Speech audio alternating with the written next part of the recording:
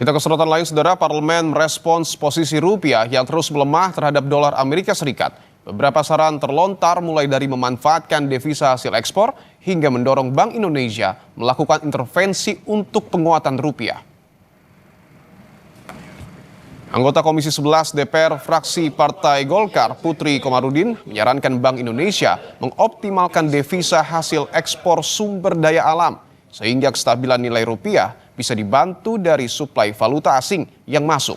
Sementara itu dari fraksi PDI Perjuangan, Haris Turino menyoroti langkah Bank Indonesia menaikkan suku bunga acuan hingga membatasi pembelian dolar sebagai upaya terbaik dari yang terburuk.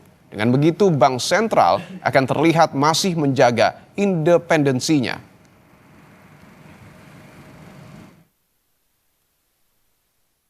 Harus ada penguatan, terutama kebijakan terkait dengan devisa hasil ekspor.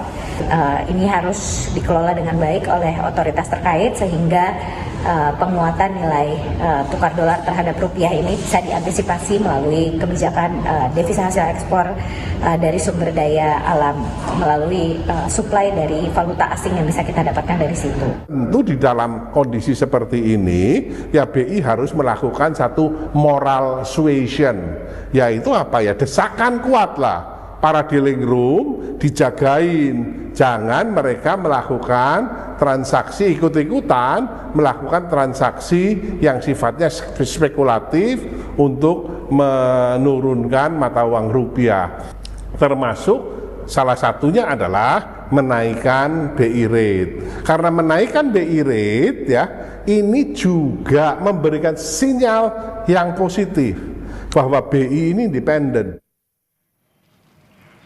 Sementara itu, menurut peneliti senior CSIS, tren pelemahan rupiah terhadap dolar Amerika Serikat hingga akhir Mei disebabkan kekhawatiran pasar terhadap kebijakan fiskal pemerintah. Karenanya pemerintah perlu memulihkan kepercayaan publik sambil melakukan intervensi kebijakan. Langkah tersebut harus disertai dengan efisiensi program berbiaya besar yang berpotensi semakin membebani keuangan negara.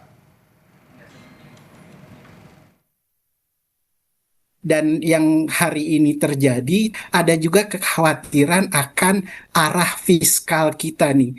Bahwa di satu sisi ada gejolak harga minyak yang tinggi membuat subsidi kita terhadap BBM itu akan membesar. Di sisi lain, pemerintah juga tetap jor-joran tuh mempertahankan program-program prioritasnya yang berbiaya juga mahal. Nah, keduanya ini mengakibatkan bahwa defisit itu diperkirakan akan makin tinggi. Itu kan membuat investor khawatir apakah surat utang Indonesia itu bisa mampu bayar atau enggak. Saudara, nilai tukar rupiah terhadap dolar Amerika Serikat ini masih berada di kisaran 17.800 dan mendekati 17.900 pada Jumat 29 Mei kemarin.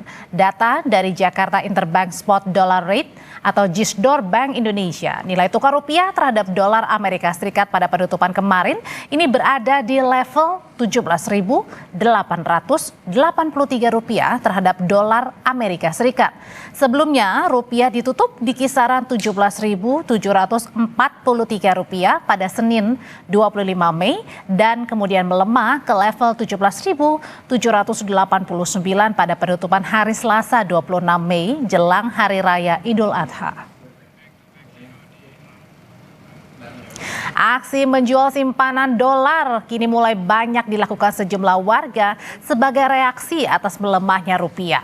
Menurut salah satu staf money changer di kawasan Jakarta Pusat, jumlah nasabah yang menjual dolarnya naik 30% dalam kurun waktu dari seminggu. Periode libur panjang pun dinilai jadi salah satu faktor tingginya penukaran dolar.